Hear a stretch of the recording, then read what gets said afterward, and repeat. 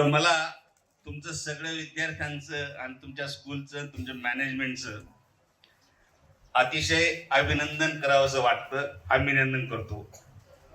Drawing competition की कशाबद्दल आहे, कशावर होती? गार्डन, माय ड्रीम गार्डन, राईट. पण मला त्यांनी असंही म्हटलं त्यावेळी की माय ड्रीम ऑर्गॅनिक गार्डन. आता हा जो शब्द आहे ऑर्गॅनिक, मी काही जास्त तुम्ही लहान मुलं असल्या कारणाने तुमच्या समोर काही मी त्याला जास्त विचलित करत नाही. परंतु गार्डन तुम्ही आता जे डेव्हलप करणार आहे, आणि मग मी मगाशीच मॅडमला एक कल्पना बोलून दाखवली, तुम्हाला ती पटते कधी पहा. की पहा तुम्ही आता एक समजून घ्या, एक 5वीचा विद्यार्थी आहे, त्याला बऱ्यापैकी आता प्लांटेशन कळतं. आणि मी तिथं पाहिलं की कोणी मेडिसिनल प्लांटचं गार्डन असं पण मला दिसलं. पहिल्यांदा कोणते म्हणजे पहिल्यांदा तुम्हाला प्रोजेक्ट करावं लागेल एक. तर पहिल्यांदा मेडिसिनल प्लांट्स कोणत्या याचा पहिल्यांदा सर्च करून त्याचं एक बुकलेट बनवायचं. आणि त्या मेडिसिनल प्लांट पैकी फक्त एक प्लांट आपण आपल्या शाळेच्या शेतामध्ये एका मोठ्या म्हणजे पहिल्यांदा एक छोट्या कुंडीमध्ये बनवायचं आणि त्याच्याकडे वर्षभर स्वतःच लक्ष द्यायचं. म्हणजे रोज घरी जाताना ती कुंडी पाहायची की तिला पाणी आहे का नाही, तिला ते आजूबाजूला गवत उगलं असेल ते काढून टाकायचं. त्याच्यात तुम्ही म्हणतात कंपोस्ट खत तुम्ही स्वतःच बनवतात, ते कंपोस्ट खत टाकायचं. म्हणजे रोज वॉटरिंग करायचं, तुम्ही लक्ष ठेवायचं. इमॅजिन मी मॅडमला सांगितलं की 5वीचा विद्यार्थी एक कडीपत्त्याचं झाड लावतं एका कुंडीमध्ये, स्वतः वाढवतं 5वीला असताना, आणि 10वीला जाताना तो पाहतो अरे आपलं कडीपत्त्याचं झाड इतकं मोठं, म्हणजे खोड इतकं मोठं झालंय आणि दॅट इज गिव्हिंग द कडीपत्ता. आणि अशा प्रकारे कोणीतरी काय दुसरं एक झाड पाहिलं मी तिथं, हळदीचं झाड. नाही का, असं वेगवेगळ्या औषधी वनस्पती आहेत की ज्या मोठ्या वाढतील. म्हणजे तुम्ही स्वतः 5वीत असताना लावा, स्वतः त्याला जगवा आणि स्वतः त्याला वाढू. 10वीला असताना तुम्ही वाढलेलं पहा, त्या कुंडीवर तुमचं नाव लावायचं. कोणाची कुंडी आहे त्या कुंडीवर तुमचं नाव लावायचं की दिस इज माय प्लांट. सांगता आलं पाहिजे तुम्हाला 10वीला जाताना की दिस इज माय प्लांट. पहा असं करता येतं का? बऱ्याचदा आता सगळीकडे ऑर्गॅनिक फार्मिंग चाललंय. आता ऑर्गॅनिक फार्मिंग आणि बिगर दुसरी फार्मिंग याच्यामधला फरक तर मी स्वतः ऑर्गॅनिक केमिस्ट आहे. सरांनी मला MSc ला ऑर्गॅनिक केमिस्ट्री शिकवली. ऑर्गॅनिक केमिस्ट्रीमध्ये मी PhD केली. ऑर्गॅनिक केमिस्ट्रीमध्ये माझ्याकडून 5-7 विद्यार्थी PhD झाले. सगळं ऑर्गॅनिक केमिस्ट्री आहे. पण त्या ऑर्गॅनिक शब्दाला सध्या इतकं महत्व आलं आहे, पण त्याचा समज कोणाला आलेला नाहीये. आता रासायनिक खत वापरायची नाही, म्हणजे युरिया वापरायचं नाही. अरे युरिया ऑर्गॅनिक आहे, युरिया ऑर्गॅनिक आहे.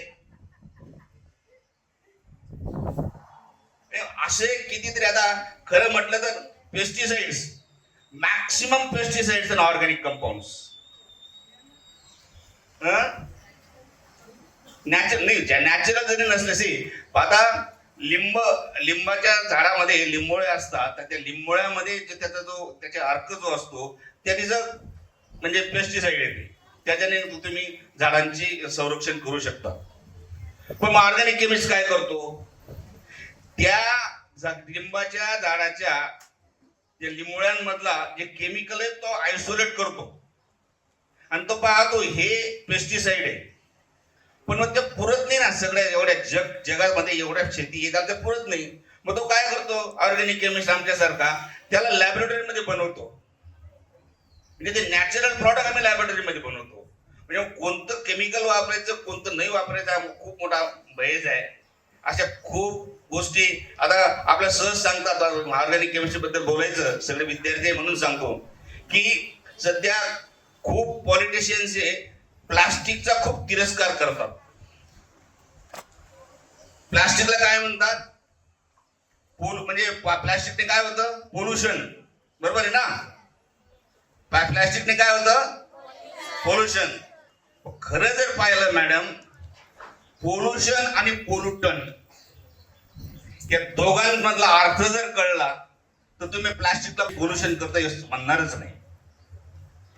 आपली अडचण काय आहे, ते प्लास्टिकची बाटली पाण्याने पिली आपण की आपण फेकून देतो, पिशवी जी असते ती आपण फेकून देतो आणि तो कचरा जमा होतो. मग मी बऱ्याच लोकांना विचारलं की हे पोल्युशन कसं काय होतं सांगा बरं. अहो ते गाई खातात आणि ते निघत नाही. अहो ते ड्रेनेज ते पक्क होतं म्हणजे मग त्याच्यानं पोल्युशन कुठे झालं? तुम्हाला कोणी वेगळं सांगितलं तिथं? व्हाय डोंट यू रिसायकल दॅट?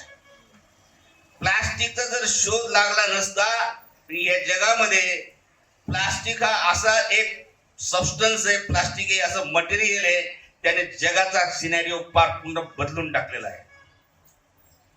प्लास्टिकचा शोध जर लागला नसता, प्लास्टिकचे फायबर तयार झाले नसते, तर तुमच्याकडे एवढं कॉटन कुठे आहे की ज्याच्याने तुम्ही कपडे बनवू शकाल.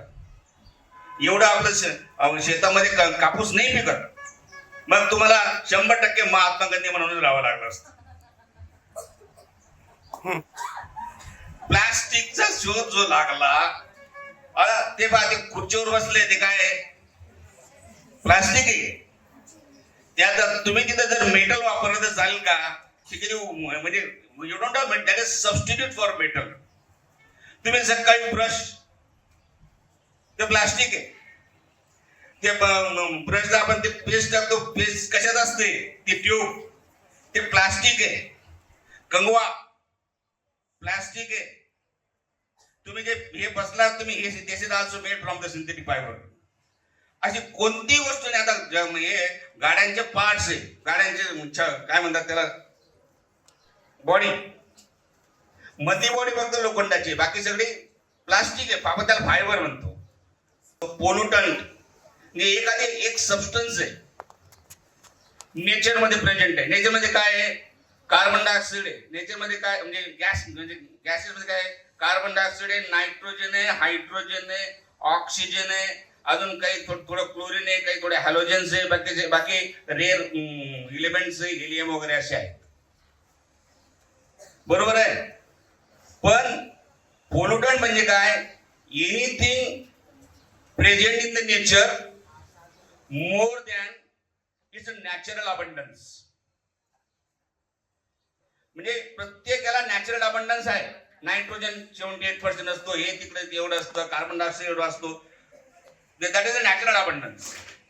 तसं क्लोरीनचाही नॅचरल अबंडन्स आहे. म्हणजे anything present in the nature more than it's natural abundance, म्हणजे नॅचरल अबंडन्स पेक्षा जास्त झालं, which is the detrimental to the living organisms. Natural abundance पेक्षा जास्त झालं, ज्याचा लिव्हिंग ऑर्गॅनिझम्स वर फरक पडतो. लिव्हिंग ऑर्गॅनिझम्स म्हणजे झाड, एक प्राणी, किडे, किरकोडे, माणसं, यांच्या हेल्थवर जर त्याचा परिणाम होत असेल तर त्याला आपण म्हणतो पोल्युटंट. तुमच्या प्लास्टिकचा कुठे पोल्युटंट आहे? प्लास्टिकचा शोध लागल्यामुळे Teflon is a plastic, tetrafluoro ethane ते प्लास्टिक आहे. म्हणजे ते सेरेंडिपिटस डिस्कवरी येतो, म्हणजे कोणी बनवलं नव्हतं. ते टेफ्लॉन जे आहे, तुमचं टेफ्लॉन कोटेड असतं ना, टेफ्लॉन कोटेड पॅन असतो, ते कोणी टेफ्लॉन कोटेड पॅन हे होत नाही. त्याचा शोध कसा लागला? तो एक गॅस होता, टेट्राफ्लोरो इथेन, एका टाकीत पासून भरला होता. तो प्रयोग करायला लागायचा. एका दिवशी तो माझ्यासारखा रिसर्चर लॅबोरेटरीमध्ये गेला, त्याने ते घेतलं आणि तो गॅस रिलीज करायला गेला सिलेंडर मधून, गॅसच बाहेर पडेना. त्याला काय वाटलं, लीक झाला. मग म्हणजे बदलून करू आपण त्याला. मग तो बदलायला जेव्हा गेला तर त्याचे वजन तर काही कमी झालेलं नाही, वजन तेवढंच, वजन कमी झालेलं नाही, गॅस तर बाहेर येत नाही. मग सायन्सच्या माणसाला आज सोडून देता येत नाही, त्याला पाहावं लागतं काय झालं याचं. त्याने तो कापला तर मध्ये त्याला सॉलिड मिळालं. म्हणजे तो गॅस मध्ये रिॲक्शन झाली, त्याचं पॉलिमरायझेशन झालं आणि त्याचा टेफ्लॉन तयार झाला. आणि that Teflon turn out to be the miracle chemical for the household applications. Okay, सगळ्या विद्यार्थ्यांना माझ्याकडनं शुभेच्छा. अशाच प्रकारे चांगलं क्रिएटिव्ह करत राहा. तुम्हाला मार्गदर्शन करायला आम्ही वेळोवेळी येत राहू. थँक्यू.